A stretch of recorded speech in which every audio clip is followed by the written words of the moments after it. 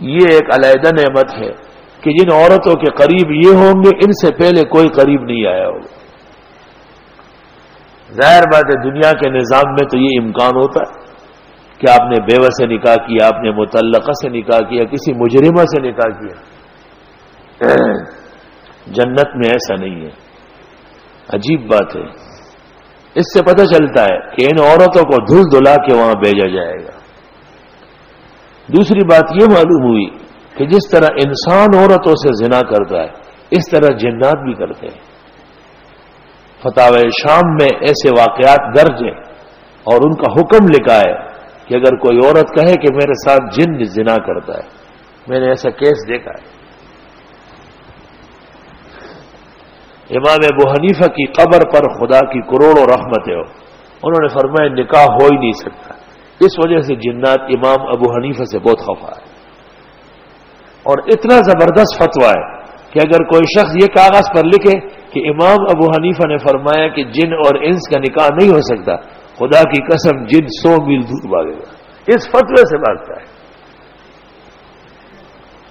ایک خاتون شکایت کرتی تھی کہ میں جب بھی سوتی ہوں اور اٹھتی ہوں تو مجھے پتہ چلتا ہے کہ مجھ سے کسی نے جمع کیا ہے.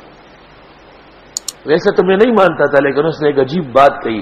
اس نے کہا میرا جسم آگ کی طرح جلتا ہے. میں فوراً سمجھ گیا کہ یہ تو جنی ہے، کیونکہ ان کی منی نہیں ہوتی، ان کا شعلہ نکلتا ہے.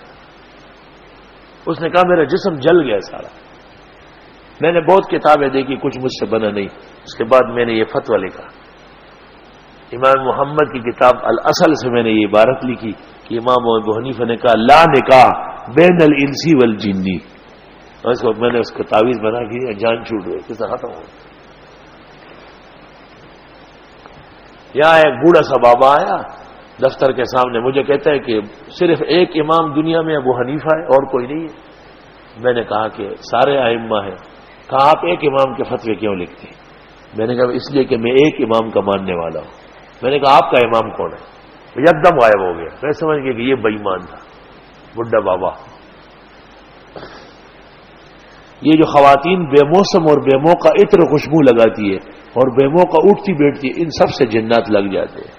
آسان طریقہ یہ ہے صبح 3 مرتبہ فاتحہ اور 3 مرتبہ آیت الکرسی، اور رات کو 3 بار فاتحہ آیت الکرسی، ہاتھوں پہ دم کر کے سر سے پاؤں تک دم کر لیں، اور آخری صورتیں بھی کوئی جن ون نہیں آئے گا.